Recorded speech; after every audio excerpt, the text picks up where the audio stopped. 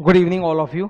आज अभी Saturday evening है और आज का जो मेरा मैसेज है तुम लोगों के लिए वो है वीकेंड ऑप्टिमाइजेशन। इंडिया में वीकेंड का मतलब होता है सैटरडे इवनिंग और संडे, मतलब अराउंड एक दिन से थोड़ा ज़्यादा।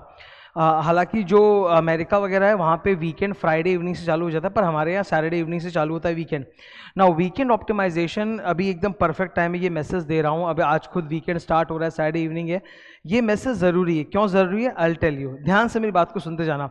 एक होता है कि हम लोग अपने वीकेंड के लिए कोई प्लान ना बनाएं, कुछ ना, बस एक रैंडम तरीके से जैसे ज़िंदगी चल रही चलती जाए वैसे वो पूरा वीकेंड वेस्ट हो जाएगा। और जब आप मंडे मॉर्निंग को खड़े हो, जब आपको काम पे जाना है या पढ़ाई करना है, you are not recharged at all. In fact you are frustrated. तुम फ्रस्ट्रेटेड हो, इरिटेटेड हो कि यार वीकेंड मेरा बीत गया, लो फिर से मंडे आ गया, काम करने जा रहे हैं। ठीक है, तो इससे बेटर है कि आप अपने वीकेंड को प्लान करके स्पेंड करो। इसी को कहते हैं वीकेंड ऑप्टिमाइजेशन। वीकेंड जितना प्रोडक्टिव बनाओगे, प्रोडक्टिव समझते हो, मतलब हाउ टू एक्सप्लेन, हिंदी में इसका कोई वर्ड मुझे बढ़िया से आता नहीं है, पर वीकेंड जितना प्रोडक्टिव होगा उतना तुम मंडे को रिचार्ज फील करोगे। व्हेन आई से प्रोडक्टिव, मेरा मतलब ये नहीं कि वीकेंड में भी काम ही करना है, नहीं। अरे काम को छोड़ के भी बहुत सारी चीज़ें होती हैं जो प्रोडक्टिव हो सकती हैं। अभी मैं तुम्हारे सामने मैंने कुछ एग्जांपल्स लिखे हैं कि वीकेंड में तुम क्या क्या एक्टिविटीज़ कर सकते हो जो तुमको प्रोडक्टिव भी लगेगा और साथ साथ तुमको मंडे के लिए, अगले वीक के लिए रिचार्ज भी करेगा। ठीक है, यू शुड ऑलवेज थिंक कि ये हफ्ता तो एंड हो गया है और अब अगले हफ्ते के लिए starting from Monday I have to recharge myself. तो वीकेंड ऐसा स्पेंड करना है सो दैट आई एम, जब मंडे जब सुबह मेरी बेल बजेगी तब I am happy to go to work. कैसे हम अपने आप को प्रोडक्टिवली अपने वीकेंड को प्लान कर सकते हैं? मैंने कुछ एक्टिविटीज़ दिखे, बता रहा हूँ। Since I am a teacher, मैं स्टूडेंट और टीचर एंगल से ज़्यादा रिलेट कर सकता हूँ और मेरे एग्जांपल्स वैसे रहेंगे। कुछ एक्टिविटीज़ होंगी जो वर्क रिलेटेड है, कुछ एक्टिविटीज़ होंगी जो वर्क रिलेटेड नहीं है, जो आपकी पर्सनल लाइफ रिलेटेड हो सकती है। ठीक है, पहले वर्क रिलेटेड एक्टिविटी की बात कर लेते हैं। फर्स्ट क्या है कि लास्ट वीक मेरा जैसा गुजरा है, लास्ट वीक, उसके बेसिस में आई कैन डू अ स्वॉट analysis, strength weakness opportunity threat, कि भाई मेरे क्या क्या स्ट्रेंथ है जो मुझे समझ में आया और मेरे क्या क्या वीकनेसेस हैं।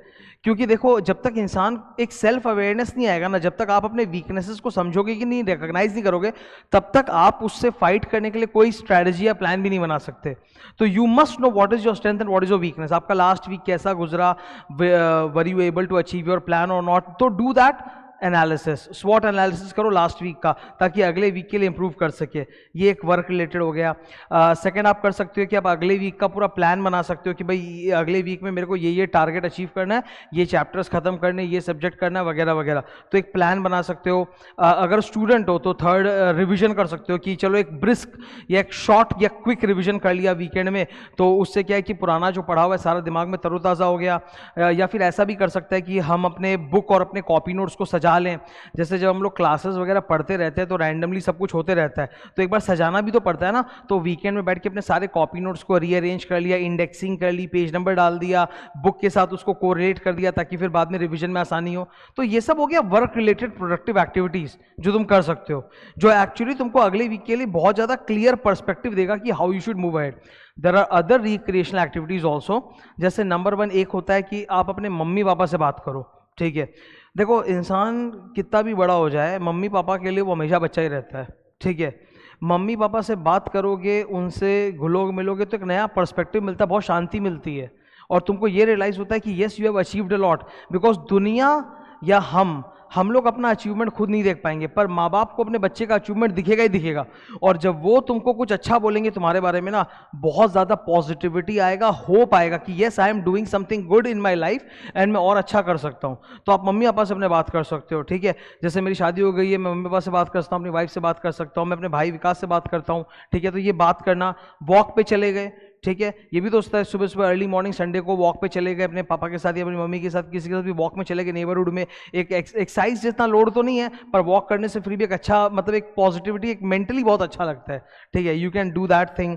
एक अच्छी इंस्पिरेशनल मूवी देख सकते हो, मतलब वो तो पर्सन टू पर्सन डिपेंड करता है, योर चॉइस ऑफ मूवीज़। देखो एक फालतू मूवी देखोगे ना तो दिमाग और ख़राब होता है। ठीक है, मतलब ट्रेजेडी टाइप का मूवी देखोगे, जैसे I particularly avoid all type of tragedy या क्या बोलते हैं ये हॉरर फिल्म, ये सब मैं नहीं देखता। मैं देखता हूँ एकदम सिंपल टाइप की फिल्म्स जो हिट हुई हैं, जो इंस्पिरेशनल है, अच्छा मैसेज है, देख लिया, उससे क्या है मतलब माइंड बहुत ज़्यादा रिलैक्स होता है। तो यू कैन डू दैट। ठीक है। शॉपिंग, यस, हफ्ते भर का जो तुम्हारा सामान वगैरह होता है, हम लोग हमेशा मम्मी पापा के ऊपर बोझ डाल के छोड़ देते कि वही खरीदेंगे, सारा ठेका उन्होंने ले रखा है। अरे क्यों, हम भी तो कर सकते हैं ना। तो हफ्ते भर का जो भी घर का सामान आता है, प्रोविजंस आता है, ग्रोसरी होता है, उसके शॉपिंग पे जा सकते हो, उनको हेल्प कर सकते हो, वो अच्छा है। अपने रूम को क्लीन कर सकते हो। पढ़ाई करते करते क्या होता है, पूरा रूम खिंड जाता है, तो रूम को पूरा संभाल लिया, जचा लिया, क्लीन कर लिया, तो फिर उससे क्या है, जब मंडे को पढ़ने बैठेंगे एकदम साफ सुथरा क्लियर है कि भाई हाँ ऐसे ऐसे ऐसे पढ़ना है। तो these are some of the activities जो आप पढ़ाई के अलावा भी कर सकते हो। वीकेंड प्रोडक्टिव बनाना बहुत बहुत ज़रूरी है। प्रोडक्टिव का मतलब मैं बार बार बोल रहा हूँ, सिर्फ वर्क नहीं, पर्सनल लाइफ में भी होता है। पर्सनल लाइफ में भी बहुत सारी प्रॉब्लम्स होती है, उनको भी सॉर्ट आउट करना, क्लियर करना, ठीक है। प्रोडक्टिव हर तरह से होता है। You have to recharge yourself. नहीं करोगे तो पता है क्या होता है, मैं एक बताता हूँ चीज़, ध्यान सुनो। मैं अपने पर्सनल एक्सपीरियंस तुमको बताता हूँ। समटाइम्स इट सो हैपन्स कि मैं ना काम के लूप में चला जाता हूँ, ठीक है। अगर तुम में से कई जन मेरे स्टूडेंट्स रह चुके हैं, तुम जानते होगे कि मैं भयंकर डीप काम में घुस जाता हूँ, निकलता ही नहीं उससे बाहर। खाना पीना सब शुद्ध भूल जाता हूँ, उस वक्त सिर्फ काम काम काम कमाई, वर्क लाइक अ मशीन। पर उसका पता है नेगेटिव असर क्या होता है?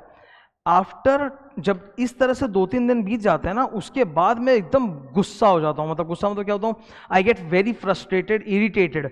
मतलब मेरा बिहेवियर इरिटेटिंग हो जाता है, मैं छोटी छोटी बात पे फ्रस्ट्रेट हो जाता हूँ, इरिटेट हो जाता हूँ। जहाँ पे मैं पीसफुली उस चीज़ को कर सकता हूँ वो नहीं करके मैं इरिटेट हो जाता हूँ। It happens.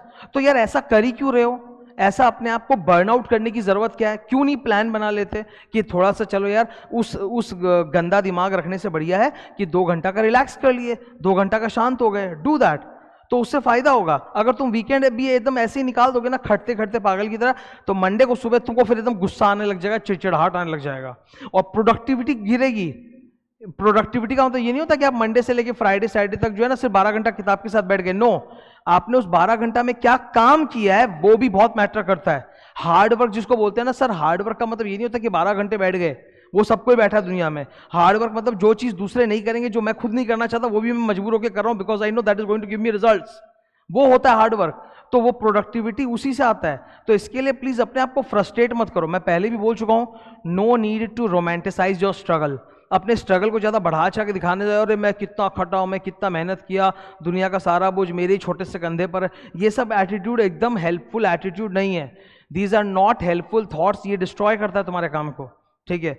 अगर तुम बर्नआउट लेवल तक जाओ भी मत, उसके पहले ब्रेक ले लो, सब कुछ संभाल लो, कम बैक अगेन, ठीक है, एकदम बाउंस बैक अगेन। तो यही मेरा आज का मैसेज था तुम लोग के लिए। Optimise your weekend. अभी जब मैं पढ़ा रहा हूँ, जब मैं बोल रहा हूँ, तब उस वक्त 7:20 हो रहे हैं शाम के। अभी आप बैठ के प्लान बना लो कि आज शाम को और कल का दिन आप किस तरह से स्पेंड करोगे, जो आपको एक्चुअली में अगले वीक में हेल्प करे। Best wishes, thank you.